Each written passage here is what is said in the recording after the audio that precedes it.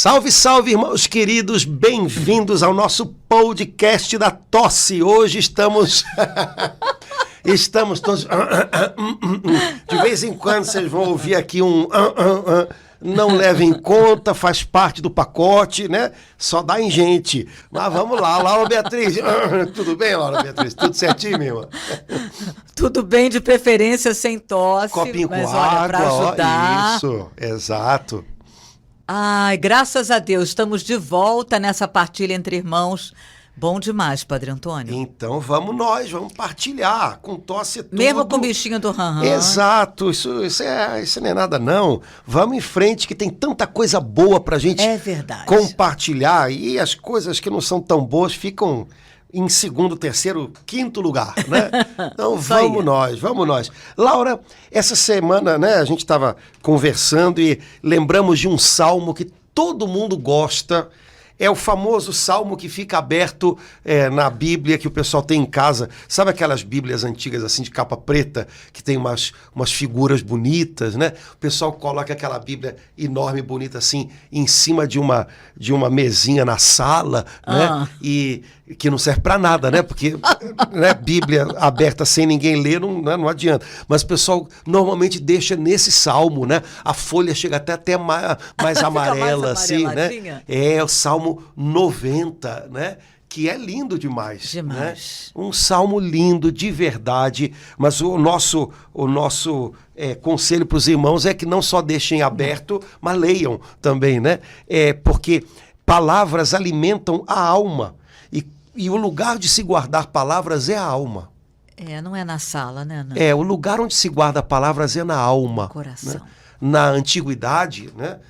Mesmo quando já havia escrita, como se dava atenção à memorização, né? A saber as coisas de cor. Né? De cor significa de coração, né? Dentro. Porque os antigos pensavam assim. O lugar onde se guarda palavras é na alma. Então, se você guarda só no papel, você corre o risco de que em algum momento tirem de você e você não tenha mais a que recorrer. Quando você guarda dentro, ninguém tira. Por isso, né, tanto o povo de Israel quanto a igreja primitiva tinham a palavra de Deus guardada nos corações. Né? A gente ouve falar a tradição de Israel de passar de pai para filho, né, trechos inteiros da Escritura que depois eram recitados em oração. Né? Os padres monásticos, né, os primeiros monges que entraram no deserto do Egito para servir ao Senhor na solidão, no silêncio, eles não levavam nada com eles. Eles levavam o saltério dentro. Eles não levavam livros, eles decoravam os 150 salmos e levavam o saltério dentro deles. E no deserto, dia a dia, eles repetiam em oração os 150 salmos, os 150 por dia. Né? E aquela palavra ia se entranhando neles de tal maneira, subia da memória, né, para a razão, para o sentimento, né? E aquela palavra blindava aqueles homens por dentro, no íntimo, né? E tantos outros exemplos a gente poderia dar ainda hoje nos lugares onde a igreja perseguida. Eu já ouvi testemunhos, né, de pessoas na China, no Paquistão, em aldeias cristãs. Um decora o Evangelho de Mateus, o outro decora o Evangelho de Marcos, o outro decora... E no fim é uma Bíblia viva aquela comunidade. Cada um tem um livro da Bíblia decorado, guardado dentro, já que eles muitas vezes não têm acesso à Bíblia de papel, né? Ou então, se tem, correm o risco de ficar sem ela, caso sejam descobertos. Então, guardar dentro, né, é o segredo. Né? O lugar onde se guarda palavras é na alma. Ora, se isso é verdade para palavras humanas, que às vezes são falhas e que não valia nem a pena guardar, né? Quanto mais é verdade para a palavra de Deus. Então, o Salmo 90, que fica lindo naquela Bíblia bonita, em cima, né, da mesinha da sala, ele fica mais bonito ainda sim. dentro da gente, guardado no nosso coração, no nosso íntimo, na nossa memória, para nos proteger, né? São Bernardo tem um texto em que ele diz isso, né? Guarda a palavra de Deus e ela te guardará. É isso, né? Se a gente guardar a palavra do Senhor, em algum momento ela vai guardar a gente, porque ela vai nos defender dos enganos, das ciladas do inimigo, né? Enquanto o senhor falava, eu lembrava, né, dos nossos irmãos, a gente sabe que são muitos, né? Lembrei especialmente do cardeal Vantuan, né, que ficou não sei quantos anos preso e ele proclamava a palavra. Mas sabe, Padre Antônio, como eu tive mais ou menos adoentada há algum tempo atrás, até fiquei impedida de ir à missa aos domingos, 2 domingos, então, às vezes, nós também passamos por situações em que, por algum motivo de doença ou, sabe lá, alguma situação semelhante, a gente acaba, às vezes, uma dor de cabeça insuportável que a gente não consegue chegar ao ponto, eu cheguei a passar por isso, de abrir a palavra, mas o Espírito Santo, né, que recorda todas as coisas, né, traz a memória e a gente vai, mesmo que a gente não proclame o salmo todo, mas a gente vai proclamando algumas palavras, algumas frases desse Salmo 90. Então eu pude experimentar isso recentemente, não por uma perseguição como os nossos irmãos agora na China, na Coreia, na Nigéria, né, mas por doença, e tantos irmãos também, né, podem nesse momento, ou por estarem no CTI, ou por alguma impossibilidade maior física, né, terem essa experiência de deixar o Espírito Santo vir soprando na alma da gente, né? Esse versículo, aquele outro versículo do Salmo 90. É um salmo especialmente bonito, né? Os estudiosos da Bíblia dizem que possivelmente esse salmo ele foi composto por e para sacerdote. Pelo começo dele, diz assim: tu que habitas sob a proteção do Altíssimo, que moras à sombra do Onipotente, dize ao Senhor, sois meu refúgio e minha cidadela. Aqueles que habitavam à sombra do Onipotente eram os que moravam nas dependências do templo em Jerusalém. Isso não é uma fala poética, mas como é que a gente pode dizer, solta. Não, essa frase ela expressa exatamente a realidade de um grupo de pessoas, os sacerdotes que moravam no recinto do templo, né? Há uma outra tradução que diz: tu que habitas à sombra do Onipotente, à sombra das asas do Onipotente, né? A gente lembra que na Arca da Aliança havia a figura de 2 anjos, né? Com as asas por cima, né? Então, habitar à sombra das asas do Senhor significava estar perto da Arca da Aliança, né? Então, por isso se diz, olha, possivelmente esse texto ele foi composto de ou para sacerdote, né?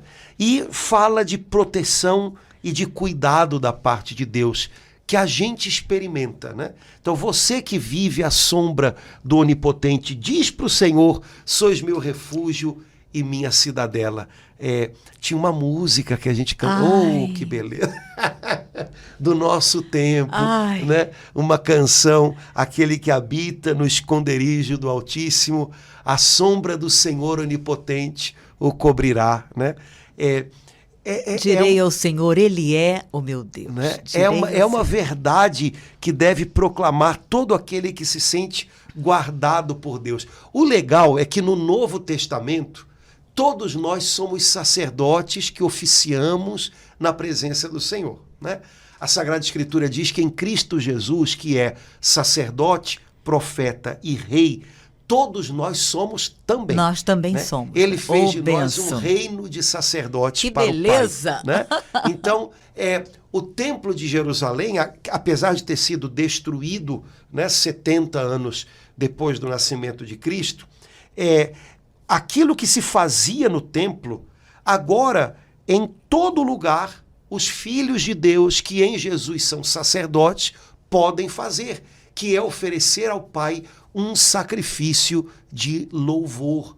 De alguma maneira, agora esse templo somos nós, e o sacerdote somos nós, e o altar somos nós. Quer dizer, unidos a Jesus, todo esse mistério está acontecendo em nós. Então, se no Antigo Testamento as palavras do Salmo 90 eram de modo muito particular identificadas como palavras de um sacerdote da antiga aliança, agora, onde quer que a gente esteja, em casa, na rua, no hospital, indo para o trabalho, no lugar onde a gente trabalha, a gente pode dizer, como os sacerdotes no santuário diziam, eu habito no esconderijo do Altíssimo, eu vivo à sombra do Senhor Onipotente. Ele é a minha proteção, Ele me guarda debaixo das suas asas. A gente pode dizer essa mesma palavra, Senhor, sois meu refúgio e minha cidadela, meu Deus em quem confio,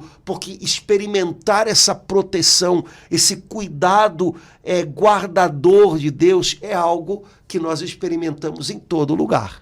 Padre Antônio, quando o senhor falava assim, uma experiência tão linda que eu estava tendo, eu senti que era como se o Espírito Santo nesse salmo estivesse assim me ensinando a melhor maneira de começar a orar. A melhor maneira de começar a orar é declarando para o Senhor que Ele é o meu Deus, que Ele é o meu Senhor, fazendo essa declaração. Tu és o meu Deus em quem eu confio.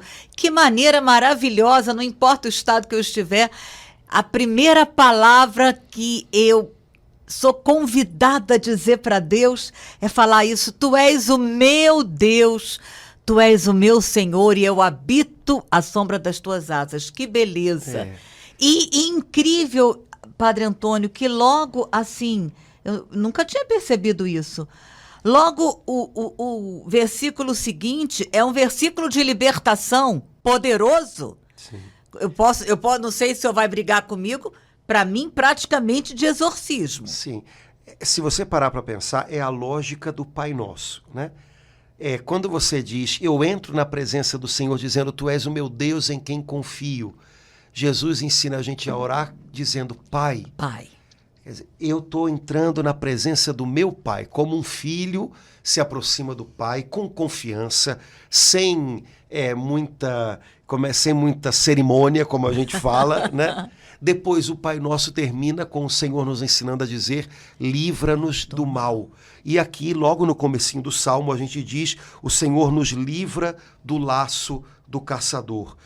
Vejam, a lógica é a mesma. O modo como o Espírito Santo conduz o coração que ora, a igreja que ora, o cristão que ora, é muito delicado, mas também é muito assertivo, né?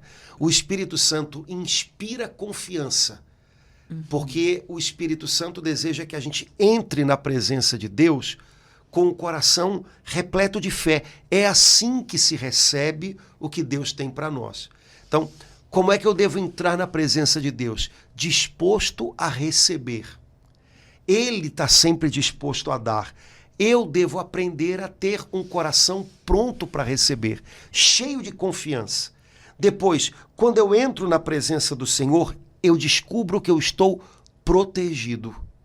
A gente vive num mundo que às vezes dá para a gente uma sensação tão grande de desproteção, né? Parece que a gente está indefeso diante de tanta coisa, né? Vulnerável. E, de fato, a gente está, né? A gente viveu isso durante a pandemia. Acho que todo mundo tentou como é que a gente pode dizer, se precaver o máximo possível, né? Então, todo mundo tentou usar máscara, passar álcool, tudo certo. Mas vai entender um negócio desse. De repente, ai, meu Deus, estou com Covid, né? Então, de fato, nós não sabemos nos defender. Nós não sabemos nos proteger, mas nós temos um Pai que cuida, que é a nossa proteção, que é o nosso guarda, que não dorme, que não cochila. Então, o Espírito Santo deseja que a gente se sinta cuidado, guardado, seguro, com o coração cheio de confiança, né? E ele deseja que a gente expresse isso na oração, Porque quando a gente expressa essa certeza na oração, a gente exorciza, ou seja, a gente empurra para fora do nosso arraial, né? É aquele que o tempo inteiro anda como um leão a rugir, né? Aquele que o tempo inteiro tenta nos caçar com os seus laços, né? Então é preciso empurrá-lo para fora. É preciso empurrá-lo para que ele não se intrometa nessa nossa vida com Deus que ele deseja dissolver, né? Então, olha, Senhor, o Senhor me livra do laço do caçador. Como a gente poderia dizer isso todos os dias, né? O Senhor me livra do mal e hoje todos os laços que o inimigo possa tentar usar para me caçar e para me amarrar e para me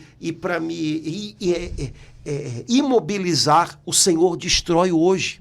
Então, hoje o Senhor... Qual é o laço do caçador que hoje o Senhor deseja romper se eu me entregar mais nas mãos dele? Glória. Logo vão vindo à nossa mente, o Espírito Santo vai revelando o laço que o inimigo tenta usar para nos afastar dele e que a gente pode, pelo poder da oração, desatar, né?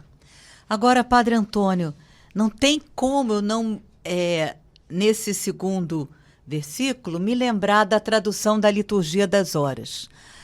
Porque me edifica, me liberta, me toca profundamente eu poder dizer: ele me livra da palavra que destrói. O senhor começou aí falando, né? Que a palavra de Deus é o que vem para alimentar a nossa alma. Meu Deus! Então, no Salmo, na tradução da liturgia das horas, a gente diz: ele me livra da palavra que destrói. Então, existem palavras que... eu acho que, se eu não me engano, mas se eu estiver enganado, não vai perder o sentido do que a gente vai falar agora, não. Que na tradução da liturgia das horas, palavra que destrói está no lugar de peste perniciosa, que é a tradução que eu tenho aqui da editora Ave Maria, né?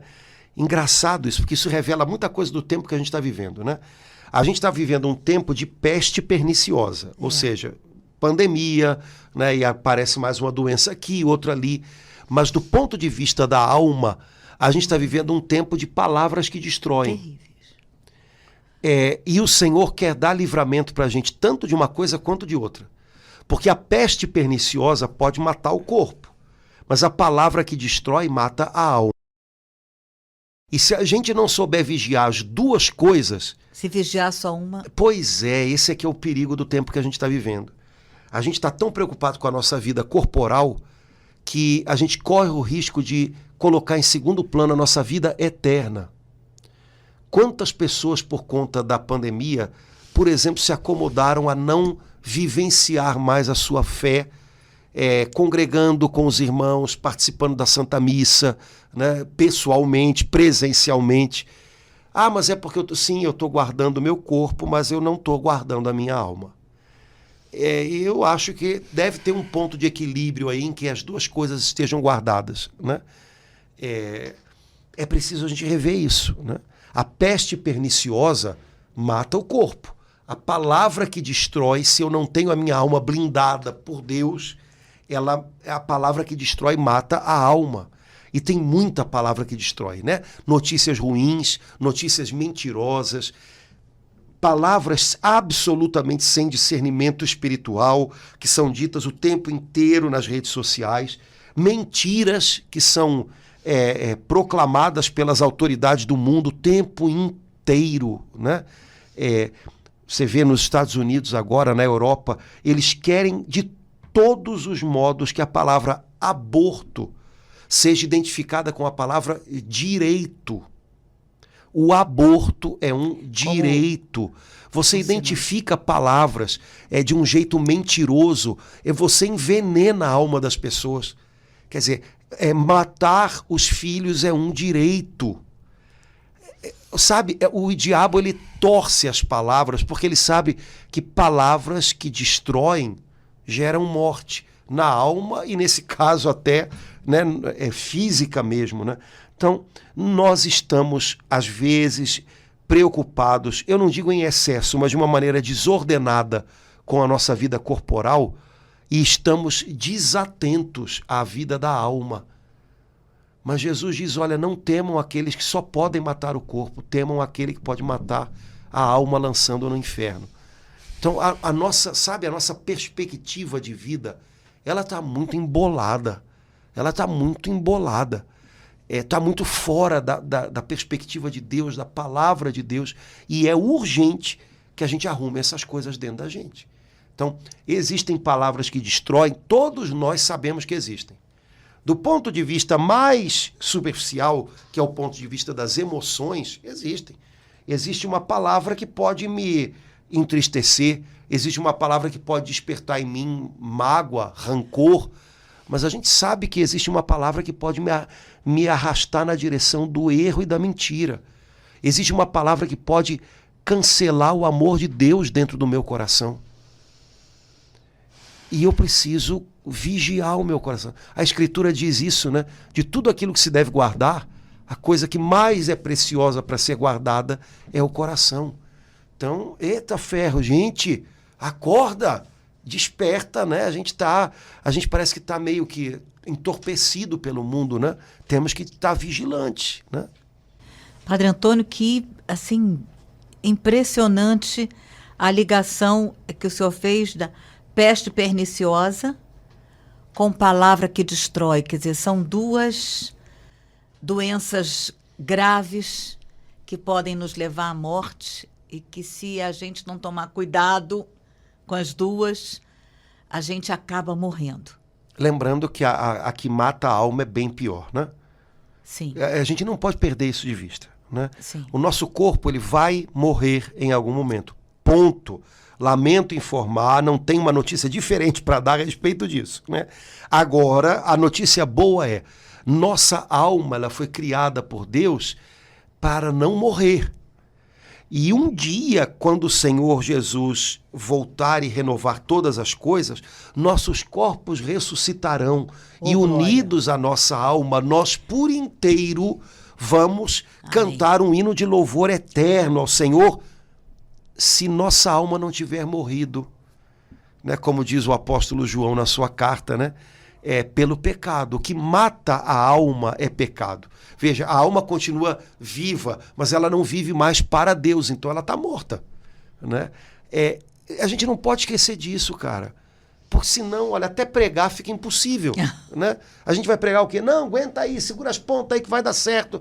Tá, mas então para pregar só isso, não precisa da palavra de Deus, não precisa de... Né? É só um, sabe? Vamos lá, chapinha, coragem. Né? E a boa notícia é que Deus tem para nós coisas eternas. Mais do que coisas, Ele tem o coração dele para a gente, para toda a eternidade. E o nosso coração é feito para o coração dele. Quer dizer, Ele tem uma paz, uma alegria, uma felicidade completa para nós por toda a eternidade. Gente, se a gente perde isso, a gente vai ficar com o quê? O que sobrou? Né? Então, não, a gente não pode se contentar com menos do que a eternidade que Deus tem preparado para nós. E deveria nos causar medo, né? Perder isso. Então, vamos lutar por aquilo que vale a pena, né? E que é eterno, mas que a gente não pode pensar é eterno e longe. Não, quando a gente lembra disso, isso fecunda a vida da gente hoje. Quem não perde a eternidade de horizonte, tem a sua vida hoje cheia de esperança, né? Então, muda tudo, né? Padre Antônio, ainda bem que em seguida da peste perniciosa, da palavra que destrói, vem essa promessa maravilhosa, Ele te cobrirá. Então, eu não preciso morrer o Senhor vai me cobrir com suas plumas e de novo das asas, né? E sob suas asas encontrarás refúgio para toda peste perniciosa e para toda palavra que destrói. Tem proteção e refúgio, Senhor. Né? Se esconde nele. Refúgio é um lugar para onde a gente volta quando tem uma batalha, né? Volta para ele. Se a gente perder a atenção dele... Larga tudo e volta para ele. Aí, olha que coisa linda esse final do versículo 4, né? Sua fidelidade te será um escudo de proteção. A fidelidade do Senhor é a nossa proteção. Porque Ele não abandona a gente. Porque Ele não vai embora, né? Isso é a nossa proteção. Eu achei muito lindo, uma vez eu li um lugar onde a pessoa que escreveu o texto diz o significado da palavra onipresença. né? Onipresença, normalmente a gente diz, a onipresença significa que Deus está em todos os lugares. E aí essa pessoa diz, mas eu vou dizer a mesma coisa de outro jeito. Onipresença significa que ele nunca vai embora. Ai, que lindo. Ai, né? Que lindo, Padre Antônio. Porque a gente pode ir para todos os lugares, inclusive para lugares muito difíceis, né? Muito sofridos, mas ele nunca vai embora, ele vai estar lá. Ele nunca vai embora. Ele vai estar lá, né? Sua fidelidade é o nosso escudo de proteção. A gente às vezes tem a impressão de que o mundo está vindo contra a gente, né? Mas a fidelidade do Senhor, porque Ele não vai embora, porque Ele está com a gente, esse é o nosso escudo. Né? A gente está guardado nas mãos dele, debaixo das asas dele, né? Como os sacerdotes ficavam à sombra das asas dos anjos na Arca da Aliança, nós ficamos à sombra dos braços de Jesus na cruz. Né? Nós ficamos à sombra dos braços do Pai Celestial. Então, ele é o nosso refúgio, a gente pode viver a vida e todos os desafios que a vida traz com ela, com o nosso coração em paz. Padre Antônio, eu estou entendendo melhor por que a igreja nos dá esse salmo todo domingo à noite na oração de completas. Para a gente começar a semana assim. Exato. Para a gente terminar um dia... Terminar, né, o dia do Senhor. Voltando para Ele, né, se refugiando nele e poder depois começar uma semana de trabalho e de sob desafios. Sob a proteção do Senhor. Não é? E é interessante, Laura, porque o que o Salmo fala sobre proteção, defesa de Deus, no versículo 5, ele toma uma proporção, isso tudo toma uma proporção bem prática, bem concreta, né? A respeito de algo que eu acredito que muita gente experimente, né? Tu não temerás os terrores noturnos, nem a flecha que voa à luz do dia. Eu queria chamar a atenção para essa expressão terror noturnos, porque a gente sabe que em muitos quadros de depressão, quando vai chegando à noite, a pessoa se sente muito mal, né? Ou então quando a pessoa tem uma crise de ansiedade ou de pânico, muitas vezes isso tem uns gatilhos, né, que são muito... E às vezes o estar de noite em casa, né? Mas a palavra de Deus diz, olha, os terrores noturnos, o Senhor nos livra deles, Ele nos ajuda a vencê-los. Não quer dizer que eles não vão acontecer e pronto, mas mesmo que aconteçam, não tenha medo de que eles venham, porque você, com a ajuda do Senhor, com a fidelidade, a presença fiel do Senhor, vai conseguir vencê-los. É porque ele fala, tu não temerás. Você não vai... Mas olha que coisa legal, porque são justamente os gatilhos que tem na mente da gente, né? Às vezes, de tanto temer alguma coisa, por exemplo, tem pessoas que têm tanto medo de ter aquela crise depressiva que acaba vindo, porque o medo de ter já engatilha tudo, né? Tem pessoas que têm medo de ter o pânico, e aí o medo de ter o pânico já é o primeiro passinho para o pânico. Então, olha, não tenha medo de repente, de noite, sentir alguma coisa, não tenha medo.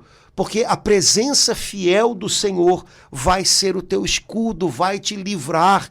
Então não tenha medo, não deixa a ansiedade a respeito do que pode acontecer precipitar um mal que ainda nem chegou. Porque o Senhor que está do seu lado agora vai estar à noite, vai estar em cada momento. E mesmo que venha aquela crise, Ele vai te ensinar a manejá-la de um jeito melhor. Ele vai te ajudar a respirar, colocar, né, o trem nos trilhos, e você vai conseguir sair dela. Então, parece que a palavra de Deus vem ao encontro de detalhes do nosso funcionamento. Detalhes, né, Padre Antônio? É incrível isso, incrível, né? A delicadeza de Deus, assim, nos dá um salmo, um versículo, especificamente para falar de algo. Não sei quantos anos atrás esse salmo foi escrito e hoje, em 2022... Quantos de nós passamos por isso, né, Padre Antônio, em diversas dimensões, ou por insônia, ou mau pensamento, ou raiva, ou um pensamento obsessivo que vem bater na nossa mente à noite. Mas a palavra, a delicadeza, o amor, o cuidado de Deus vem nos dizer que nós não precisamos temer. Eles podem vir, como o senhor colocou. Eles podem até vir, mas nós não precisamos temê-los, porque ele vai nos livrar, ele vai nos proteger de todo o terror noturno, seja do que for. Exato, exato. Eu acho lindo como Deus sabe como é que a gente funciona. Ele sabe como é que a gente, às vezes, fica fragilizado por essas coisas todas. Mas ele diz, olha, a minha fidelidade vai ser o teu escudo nessa hora. Eu vou estar do seu lado. Eu vou passar por isso com você. E você vai superar, você vai adiante, né? Eu acho muito legal a gente saber que nem sempre o Senhor nos livra das situações duras, difíceis, impedindo a gente de passar por elas. Ele, às vezes, nos livra, nos ajudando a passar por elas e prosseguindo. Como um pai ou uma mãe às vezes fazem, né? De vez em quando, eu acho tão engraçadinho aqueles vídeos que tem na internet, quando a criancinha vai tomar a injeção ou a menininha vai furar a orelha, né? Como é que o pai e a mãe estão ali, né? Segurando a criança e só de saber que o papai ou a mamãe está ali, a criança já fica um pouquinho mais tranquila. Quer dizer, o papai sabe que não pode impedir a criança de levar aquela injeçãozinha, que às vezes é uma vacina e tal, né? Mas ele está ali com ela e aí a criança toma a injeção e logo o papai ou a mamãe pega no colo e dá aquela, né? O beijinho da mamãe Sara, né? E pronto, resolvido. Né? E às vezes o pai e a mãe sofrem mais do que a criança. Né? O pai e a mãe, a gente vê a carinha deles de sofrimento. Tem coisas pelas quais a gente passa que certamente o nosso Pai do céu sofre por ver a gente passando por elas. Padre Antônio, assim, ao meu coração está vindo agora, tu não temerás os terrores noturnos, nem a flecha que voa à luz do dia, assim. A igreja, na sua oração oficial, são 7 vezes ao dia orar, pelo menos 3, e eu estou, assim, compreendendo a importância, Padre Antônio, da gente poder parar, mesmo que seja 5 minutos, em determinados momentos do dia para orar. A importância da gente orar no início do dia, a importância da gente orar ao meio-dia, a importância, se puder, para a gente orar às 6 da tarde, né, junto, louvando, agradecendo a Deus por Nossa Senhora, e a importância da gente orar antes de dormir.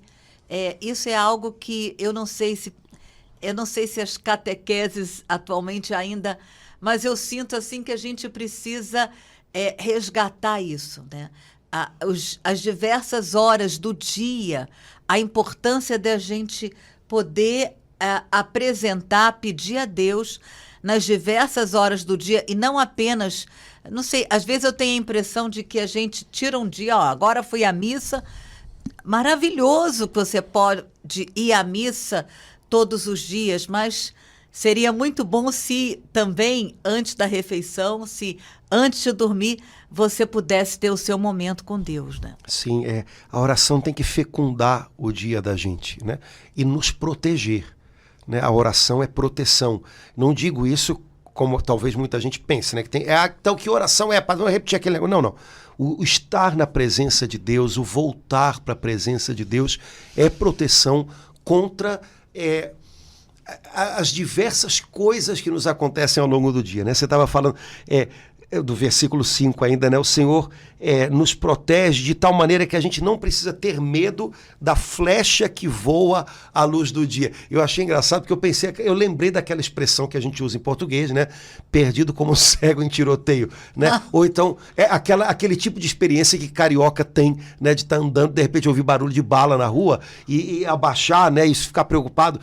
Porque ao longo do dia a gente tem tantas batalhas que vem flechas de todos os lados, de todos os lados, né? E estar com o Senhor, orar, acalma o coração da gente, né? E nos coloca numa posição de atenção com Deus que nos livra das flechas disparadas ao longo do dia, né? Nos livra do mal que graça ao meio-dia. Você sabe que na Bíblia, como na tradição da igreja, existe uma maneira de falar, né, de uma coisa que era chamada até às vezes pelos monges antigos de o demônio do meio-dia. O demônio do meio-dia é depressão, padre? É a apatia, é o desânimo, é a indolência, é aquela coisa, sabe, de se entregar, sabe? E é natural todo mundo, né? Principalmente num dia que você está um pouco mais cansado, depois do almoço, sei lá, quando você tem que retomar a atividade do dia, né? Depois da quebra do meio-dia, todo mundo já passou. É natural que a gente vamos lá. Mas tem uns dias em que a gente fica, meu Deus, se eu pudesse ficar aqui agora e não voltar, né? Então essa apatia, essa prostração, né? É o mal que graça ao meio-dia. O Senhor livra a gente disso, para que a gente não sucumba ao desânimo, mas ao contrário, a gente possa viver o nosso dia com vigor renovado, com ânimo redobrado, né? Mas até essa experiência, né? O Salmo diz, olha, o Senhor vai te guardar de entregar os pontos para o desânimo, viu? E tem traduções que falam o demônio do meio-dia, né? Sim, sim. Porque era uma expressão que acabou se tornando uma expressão comum, né? E já era... Você imagina no contexto do deserto, que era o contexto dessa turma. Meio-dia, um calor de rachar, ou seja, sem beber água, possivelmente desidratado. Quer dizer, as pessoas estavam quase que se arrastando ao meio-dia, né? A vontade de todo mundo era ficar parado, quieto, né? Não, olha, você tem um caminho, vamos lá, vida que segue, como a gente fala, vamos em frente, renova as forças e vamos lá, né? Pois é, todos nós, eu acho que em algum momento da vida experimentamos, né? Também o demônio do meio-dia, essa expressão, né, o mal que graça ao meio-dia, era usado, esse título, esse nome era usado para falar da crise da meia-idade. Quando você está lá pelos 40, você tem uma sensação esquisita, né, de o que eu fiz com a minha vida, o que vai ser da minha vida, o que eu quero da minha vida. É uma etapa da vida em que muita gente, às vezes, precipitadamente toma atitudes um pouquinho erradas e acaba jogando pela janela o que conquistou até ali, né? Ou algumas pessoas ficam meio desanimadas porque olham pela frente e têm a impressão de que não vão ter tempo, o tempo já passou. Saudade da juventude. Crise de meia-idade é um negócio complicadíssimo, né? Dependendo das situações, é complicadíssimo. Pode bagunçar um casamento, pode ser um negócio complicado. Pois é, e no meio dessa crise em que a gente se pergunta, o que eu fiz? Será que valeu a pena? O que eu tenho pela frente? O que eu faço agora? Todo mundo se pegou já em algum momento se sentindo assim, né? Pois é, o Senhor vem em nosso socorro e a fidelidade dele vem nos ajudar. O Senhor vem aprumar a gente por dentro, dar equilíbrio para a gente, colocar as coisas no lugar e por aí vai, né?